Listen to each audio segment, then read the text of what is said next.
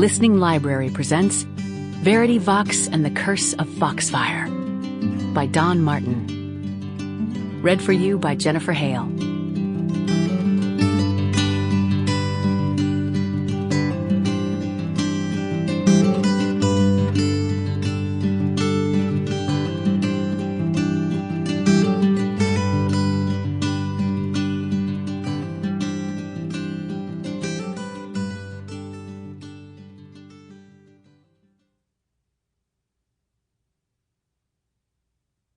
To the people and places I've called home.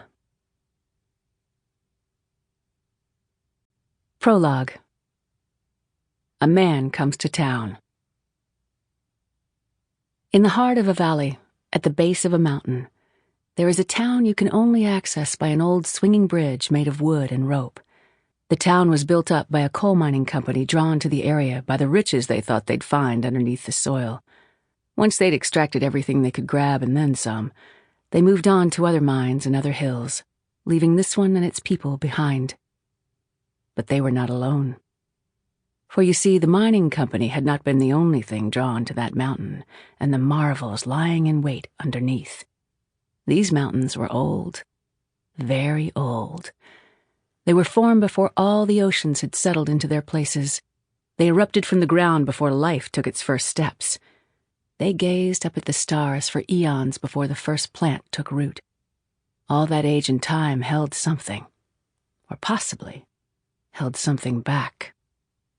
All that digging around in the dirt drew attention to what had been locked away and the power it held.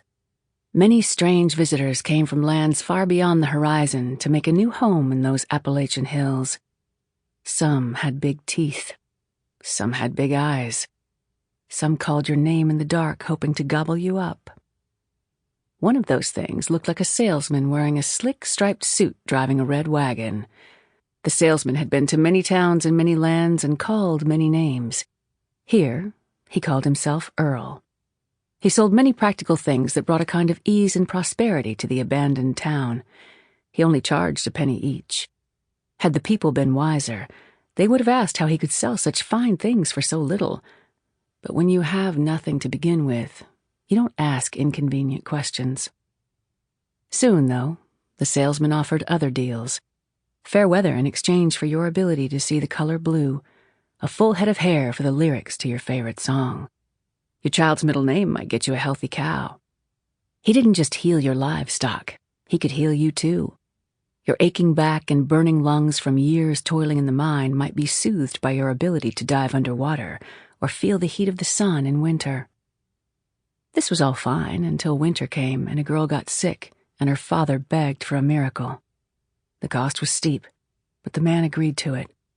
When the girl died anyway and Earl still came to collect, well, that didn't sit right with folks. They'd ran him out of town. He escaped into the hills searching for the power held under the mountain to claim for himself, vowing revenge for their broken contracts. Revenge he got. One day, not long after the salesman's departure, their bridge was destroyed, trapping them in their valley. Any attempts to rebuild it found the wood crumbling to rot. Food spoiled. Animals got sick. The very land itself was cursed. Nothing much grew, and what did was scarcely enough to keep people alive. Eventually, desperate souls ventured off into the mountain in search of food or freedom. The few who returned whispered that among the horrors living in the hills, they'd met Earl, who looked less and less like the salesman that had arrived in the red wagon. He called himself King of the Mountain and still offered deals. Stale bread for your health. Withered vegetables for your vitality. You wouldn't starve, but you wouldn't live either. This became the life of the people in the valley. No way in, no way out.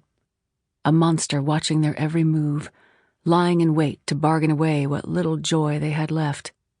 Days became weeks, became seasons, until those who'd been small children when the salesman arrived were now adults who had never known anything other than the purgatory in which they found themselves. It seemed things would never change for the better. Until a girl asked for help, and a witch came to town. Part 1. The Girl. Chapter 1. A Cat Gets a Message. Jack Be Nimble was lying on his back in the afternoon sun, thoroughly enjoying being a kitten. He was currently small and black, with large eyes that from the right angle seemed to contain a sky full of stars, and he had the kind of fluff that made you want to rub your nose on his belly. There was a soft song on the breeze, and the smell of sweet rolls wafting from a nearby oven. Soon a leaf floated down and came to rest on his tummy, stirring him from his slumber.